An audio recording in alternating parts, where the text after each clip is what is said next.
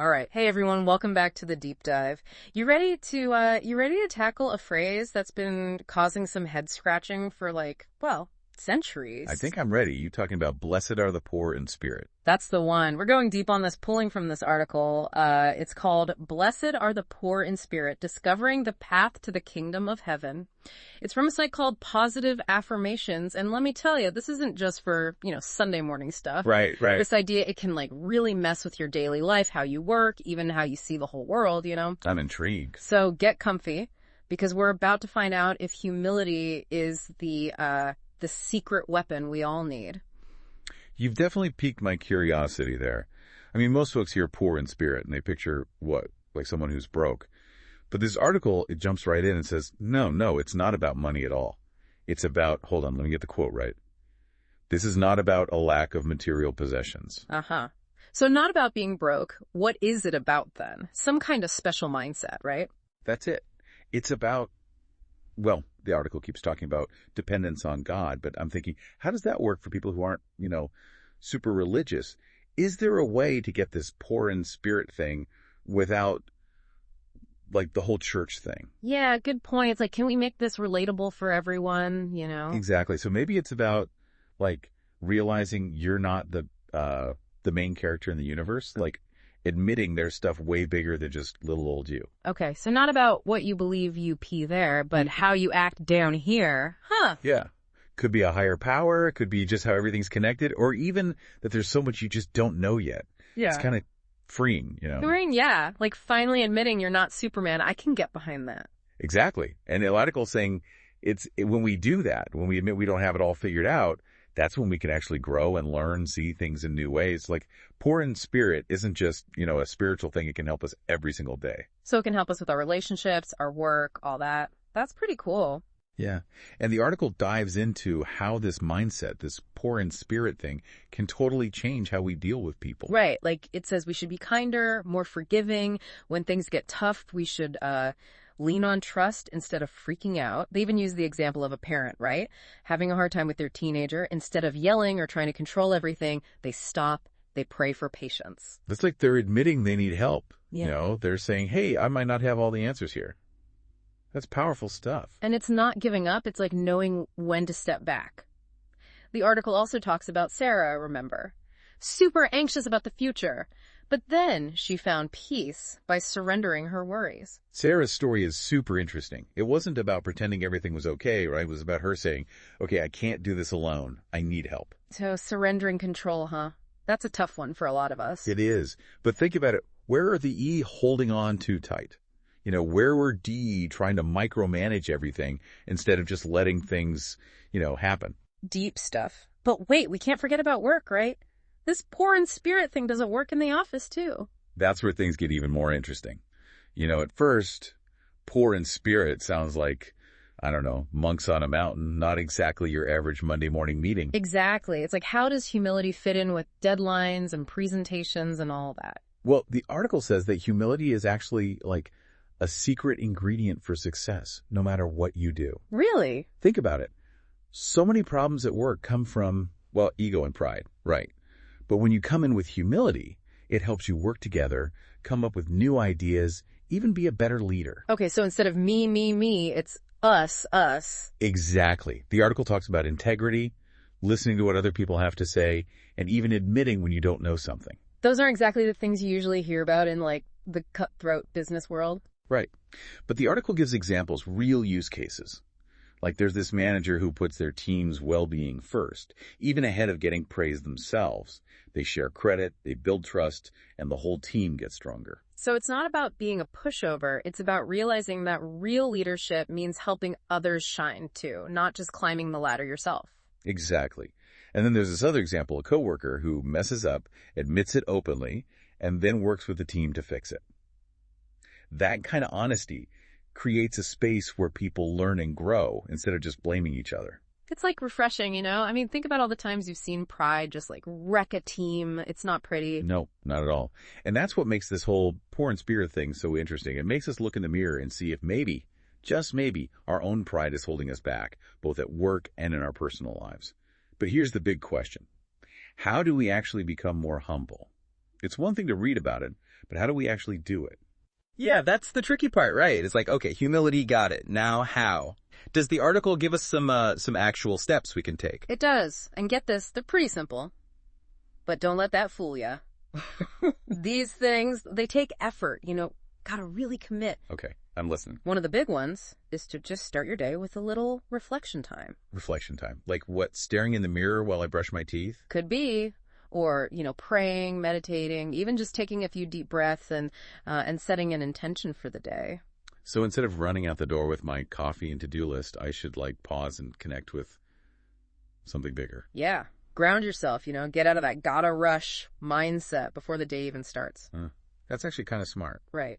And the article also says to pay attention to those moments when you feel your ego, acting up, like when you have to be right or prove yourself. Recognize those moments and try something different. Oh, I know those moments. Yeah. Especially at work when things are crazy. It's like, bam, gotta win, gotta compete. Yep, that's when you gotta practice this humility thing. Catch yourself, take a breath, and then choose to react with, empathy, understanding, instead of getting all defensive or, aggressive. So basically, take the ego out of the equation. It's not about winning or losing. It's about finding a solution that works for everyone. Exactly. And here's another thing the article talks about. Celebrating other people's successes. Genuinely being happy for them, knowing that there's enough good stuff to go around. So instead of thinking, oh, they got the promotion, that means I lost, it's more like, hey, good for them. There's plenty of pie for everyone. You got it. And that's what this poor in spirit thing is all about, realizing we're all connected, that we need each other, and that humility, it's not about putting yourself down, it's about finding real strength and peace. And anyone can have that, no matter who you are or what you believe. I love that. This has been awesome. We're not just explaining this idea, we're giving people actual tools, real examples. It's like the article's a roadmap, but we gotta actually, take the journey. Speaking of journeys, the article keeps talking about this kingdom of heaven, but to be honest, that always sounded kind of, vague to me. Like, is it some place we go after we die? What does it have to do with, my life right now? That's a great question. And it's a place where people get confused sometimes. The article makes it clear. The kingdom of heaven, it's not a physical place, not some reward you get when you die. It's a way of being, how you experience life right now. Okay, so less about clouds and harps, more about what's going on inside. But what does that even look like? How do we get to this kingdom inside ourselves? Well, the article says this kingdom is all about things like peace, joy, and having what they call an eternal perspective. Remember Sarah, the woman with all that anxiety? When she let go of her worries, she found this deep peace that didn't depend on what was happening around her. That's kind of like a taste of what this kingdom feels like. Peace, I get. When you stop trying to control everything, you can finally relax. But eternal perspective, that's a tough one. What does that even mean, practically speaking? Okay, think about it this way. When you're only focused on right now, every little problem seems huge E, impossible to solve. But with an eternal perspective, you see things differently. It's not that the problems vanish, they just look different. So it's like zooming out on a map. Suddenly that traffic jam doesn't seem so bad when you see the whole journey ahead. Exactly. And the article asks this cool question. What if we focused on peace, joy, this eternal perspective? How would our everyday lives change? It's like even tiny shifts in our mindset can have a big impact on our lives. It's like they say, change your thoughts, change your world. But let's be honest, we're not perfect. We're going to mess up sometimes. Let pride sneak in, forget to be humble. What do we do about that? The article seems to say there's some practical things we can try to really make this poor in spirit idea part of our daily lives, right? It does. It's like, gotta keep working at it, right? Like exercising a muscle you haven't used in ages.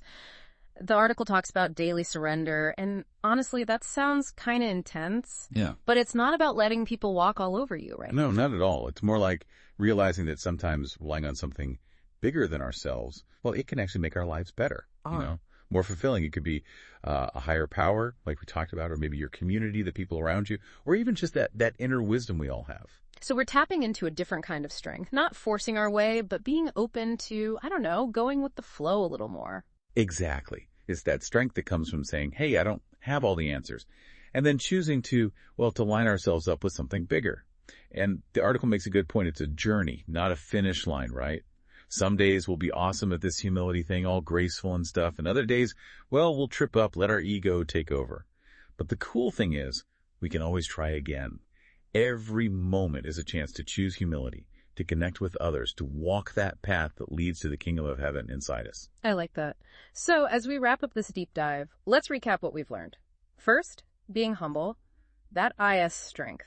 It's not weak to admit you need help, to rely on something bigger than yourself. Well said. And remember that something bigger, it can be a lot of things. Your faith, your friends and family, even nature. The point is, we're not alone, we're all connected, part of this amazing web of life. And that brings us to number 2. Letting go of pride actually brings peace. When you stop trying to control everything, you can finally relax and, well, just be. It's like that saying, what is it? The best weapon against stress is choosing one thought over another. So if we choose thoughts that are humble and accepting, we're going to feel more peaceful naturally. Makes sense. And our third takeaway, humility really shines when we're helping others. It's about putting that connection we were talking about into action, being kind, supporting people without expecting anything back. The article reminds us that helping others, it doesn't have to be some big showy thing.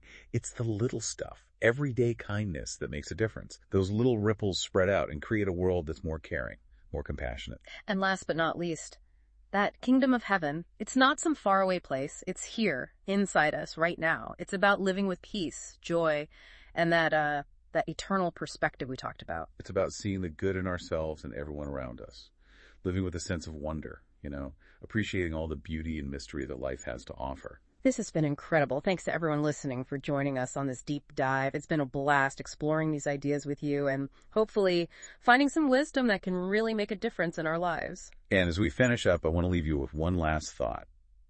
If humility really is the key to this kingdom of heaven, how can you start living that out this week? What little choices can you make? Maybe a kind word, a moment of letting go, really listening to someone. Those little things can change how you see the world, open you up to something amazing. And that answer, it's inside you. That's a great question to think about. Thanks again for being here on the deep dive.